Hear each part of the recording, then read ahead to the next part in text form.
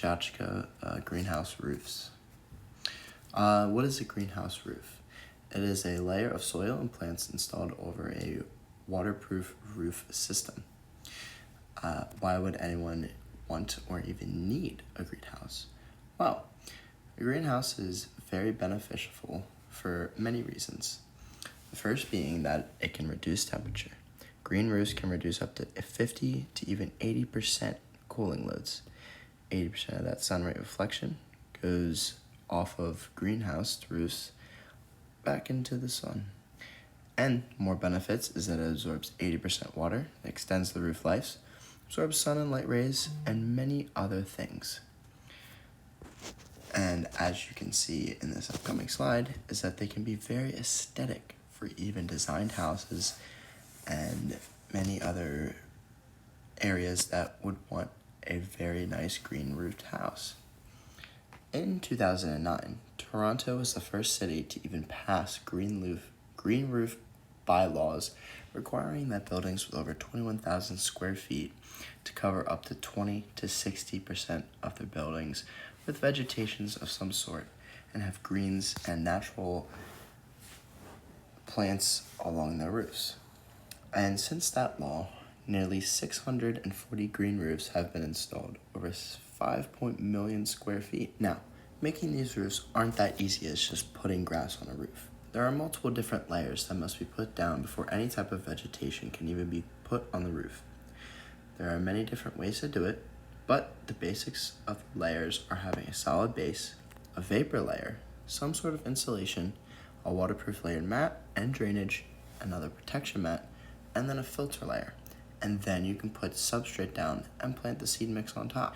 There are many different types of plants and vegetations and different types of things that you can put onto different types of roofs.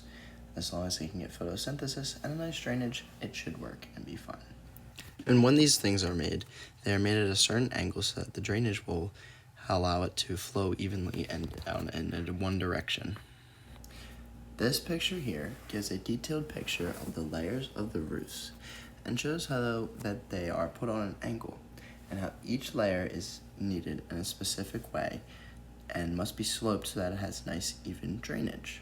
Now, drainage systems like this one here can be different and has a certain funnel towards the end which allows for more direct access of where the water flow goes and where the drainage will end. This one here is very different, and it is more of a flat surfaced area and has a drip system within it that allows for an even amount of drainage. Now you see on the side here, you can see a pipe where the drainage will be. Some roofs are even large enough to have walkways, which will allow for better access to the roofs, allowing for more control and maintenance throughout the roof if needed, and easy access to the vegetation. Other roofs can be very small and not need as much as maintenance and attention to them, such as this one here, where it is a smaller, flatter roof that doesn't have much access to the middle of it, but doesn't need as much attention and maintenance. This type of green roof is a very special one, showing that these patches of vegetation can be brought up and angled to the sun for better sunlight and photosynthesis. This is very hard to build and must be built very properly and adequately.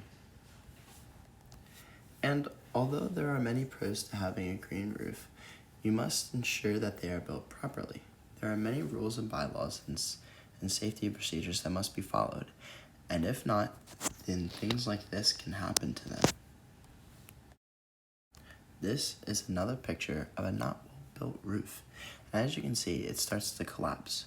Well, imagine how this would look if there were more layers on top of it, and think about how heavy the water can be as it adds up to be within the plants. Along with properly building them, you must also have to properly maintain the building. This picture shows a lack of maintenance, and you can see all the mold around the sides of the buildings. This shows a lack of maintenance throughout the building over time.